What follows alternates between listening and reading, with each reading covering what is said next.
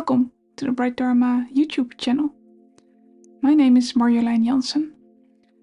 In this video, I will talk about some Buddhist resources for difficult times. This is not an exhaustive list, but just some ways that might support you when you go through a difficult time. These resources are universal. They have the potential to help us during all sorts of difficult times that we might face. Situations in which we encounter, for example, fear or anxiety or worry, grief, uncertainty, anger, powerlessness, etc. For example, when we grieve a loss, when we feel stressed out because of work, when we worry about our future, or times when we have difficulty coming to terms with something that happened in the past, etc., etc. So let's jump right into the resources. The first resource is our Vipassana or insight practice. When we are confronted with something difficult, we have several choices. And one of those is to use our Vipassana practice, our insight meditation practice, to observe what is happening, to allow it, and to investigate it. Vipassana meditation allows us to let things arise just as they are, and we don't push things away and we don't try to get rid of them. Instead, we let it arise. Like when there is a big storm, we ride out the storm. We observe the wind, we observe the rain, we observe the hail, whatever is happening, and we sit with all of that. And there are a few steps that we can take to do this, to ride out the storm. And the first is to start with the recognizing and acknowledging what is happening. And the recognizing can be really simple. For example, just a recognition, there's fear now. Or anger is present. There's real rage going on. Just a simple recognition. And this simple recognition, this simple acknowledgement of what is happening, can create some space around this difficult emotion that has arisen. Like we have a little bit more breathing room. And this is about facing the truth of the moment. And this moment is like this. And it's not the way we want it to be, maybe, but it's like this. Recognizing, acknowledging. Secondly, we can look at, is aversion present? Often we don't want to feel difficult emotions. And aversion or resistance comes up. And we can check for ourselves. Is any aversion or resistance towards what is happening, towards this difficulty that I'm facing present? And if it turns out to be the case, then we can look directly at this aversion. We can use that as our first layer of investigation. Because this unrecognized aversion, if we don't recognize it, it can sabotage our efforts to observe the difficulty that we're facing, maybe the difficult emotion. But if we do recognize the aversion, we acknowledge it, and we pay attention to it, then the aversion can slowly dissolve. And it may not dissolve in all cases, but the awareness of the aversion will help us in the next steps. Because the next step, the third step, is to pay attention to how this emotion feels in the body. How does the emotion express itself in the body? And we can also look at the layer of aversion, how that expresses in the body. Is there pressure on the chest maybe? Or a knot in the stomach? Or tightness in the body? Tension in the throat? You know, emotions can manifest in all sorts of different ways, and this can be different for different people and different at different times. And by exploring this, how it feels in the body, we can become aware of how we are experiencing this particular emotion or this particular difficulty in the body right now at this moment. And that may change, it may move, and we can notice all of that too, the change in the movement. Paying attention to the body like this is about being curious. What is it actually like to be a human being feeling this emotion? And then the fourth step is related to this. At this step, we are looking at how is the emotion expressing itself in the mind. And one way that can happen is that there can be a lot of thoughts going on that feed the emotion. And we can become aware of those thoughts. And often when a lot of thoughts are going on, there's actually a trying to gain some security, some control over the situation. And for example, we might think that if we think enough about it, then it might go away, or we might find a solution. Or thoughts just run around in circles and we just think the same thing over and over and over again. But those strategies usually don't work. And recognizing these thoughts and these thought patterns is an important step in the process, since they can really feed the emotion and the difficulty. And it's a real skill to just see them for what they are, just thoughts. And emotion and feelings are aspects of the mind in Buddhism, just like thoughts. So we can experience all these mental effects, the emotions, the feelings, the thoughts, and how they interact. And of course, as you might have experienced, emotions also have a physical component. Like we investigated in the previous step, how does it feel in the body? That's also important to remember.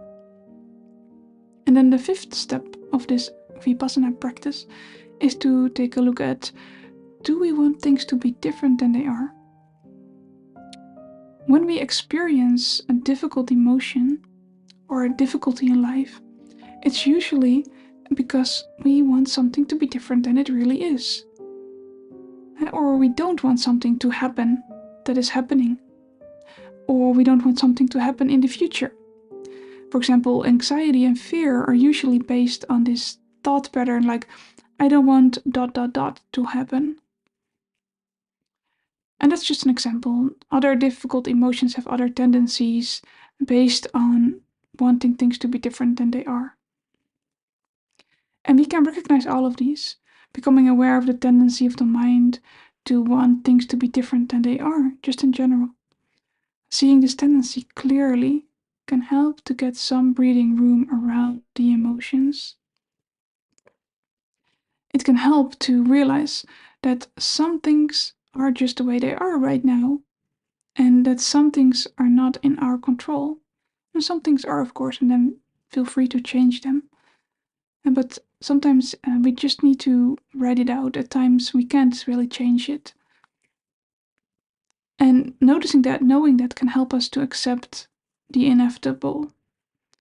It's like the famous serenity prayer. May I have the serenity to accept the things I cannot change, the courage to change the things I can, and the wisdom to know the difference. And all of these steps are great ways to explore difficulty. But there are times when this might not be the best way to deal with difficulty or difficult emotions. And especially when there are emotions present that are overwhelming. Or when it is hard to really stay present for the emotions. And it's really hard to actually feel them and not shy away from them.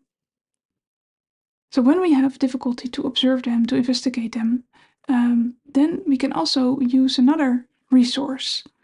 And that's the second resource I'd like to discuss, which is the body as a refuge. Our own body can serve as an anchor and can serve as a refuge.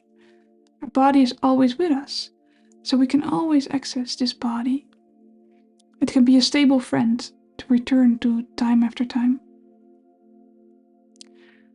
When we are facing something overwhelming, it can be helpful to intentionally shift our attention away from the emotion and focus on the body. So if it's something that is not in the body, if the body is the problem, then this resource will not help, of course. Then we need to find a different resource.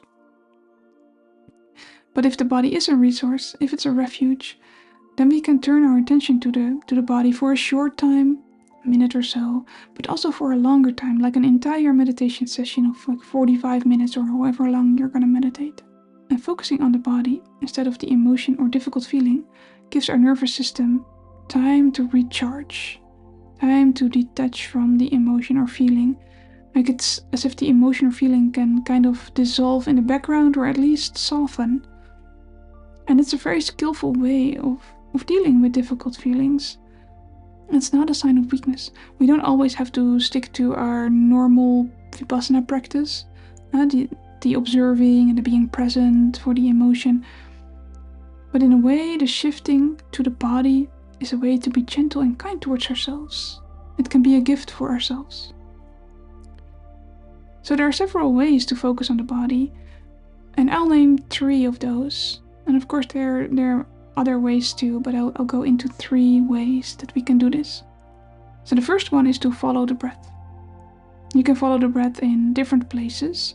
For example, you can follow the rise and fall of the abdomen or the chest, or you can follow the breath through the nostrils, or follow the whole movement of the breath from the nostrils into the chest and the belly and back out again. So whatever way works best for you, I just suggest that you choose one of the ways to follow the breath and stick with that for the duration of that you're focusing on the body. So when we focus on the breath, we ignore all other sensations and experiences as much as possible. And whenever there is distraction, we return our attention to the breath. And we do this with a friendly attitude. No need to beat ourselves up about losing track of the breath. Getting lost in thought or difficult emotion is normal. And our only task is to just put our attention back on the breath as often as is needed.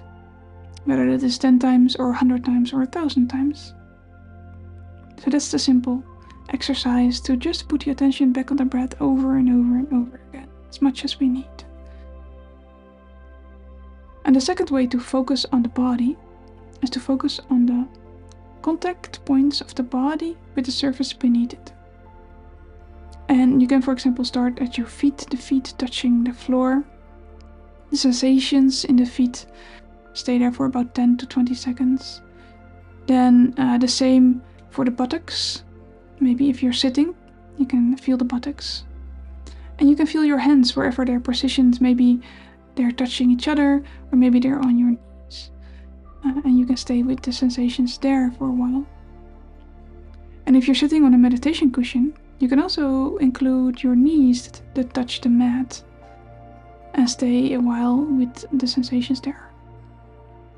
And so we rotate through these contact points, each for 10 to 20 seconds.